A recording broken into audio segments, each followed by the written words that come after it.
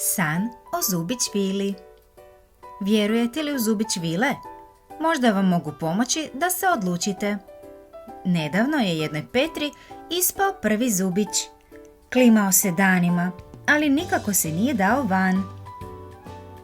Ispao je kad se najmanje nadala, dok se u parkiću ljuljala na ljuljačci. Samo je iskočio i puf, nestao. Petrica i tata tražili su taj zubić posvuda, a zapravo ga je prvi pronašao jedan veliki mravac koji je užurbano tražio mrvice štapića, keksa ili peciva. Jako se iznenadio svojem ulovu i pomislio da bi mu možda mogao biti koristan. Valjda je i on čuo za zubić vilu. Srećom je tata u zadnji tren ugledao zubić. Mravac je taman planirao s njime zbrisati u mravinjak.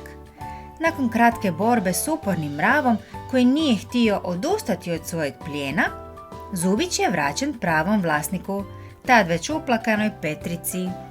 Navečer je Petra prije spavanja zamotala zubić u malo ukrasna papira i stavila ga pod jastuk.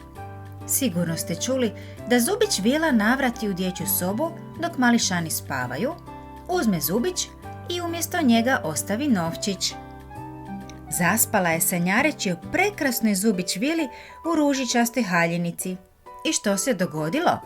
Dok je ona spavala, jedna malena zubić vila tiho se ušuljala u sobu kroz pritvoren prozor.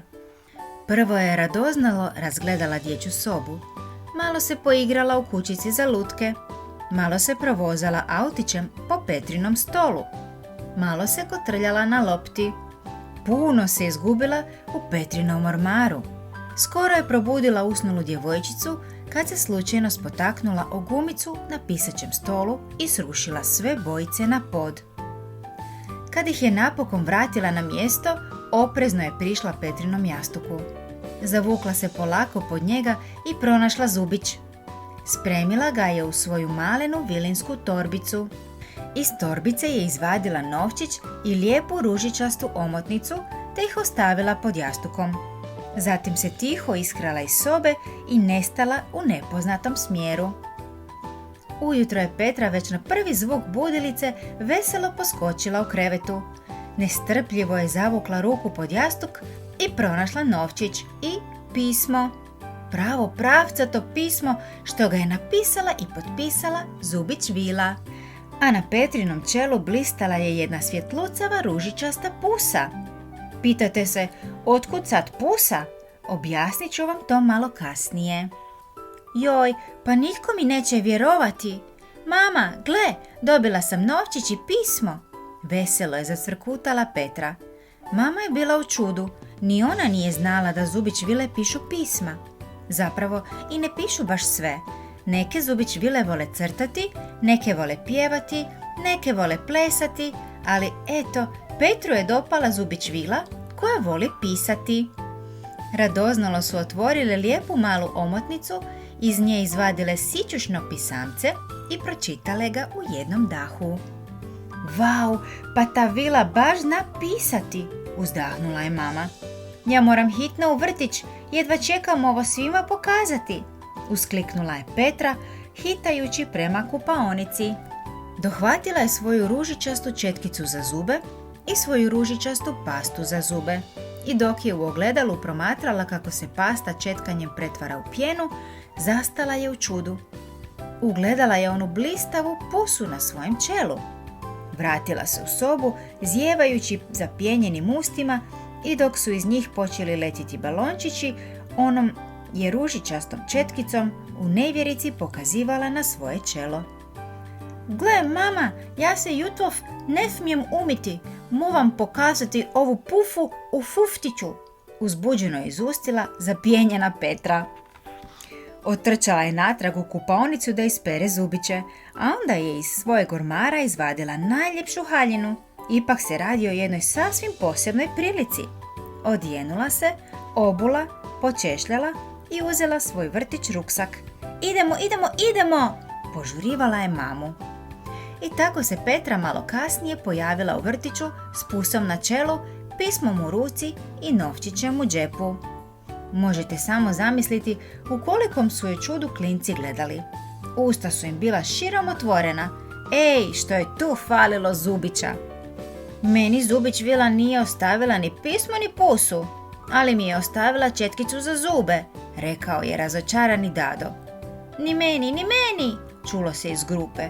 To je Petra izmislila, važno je dobacio Ivan.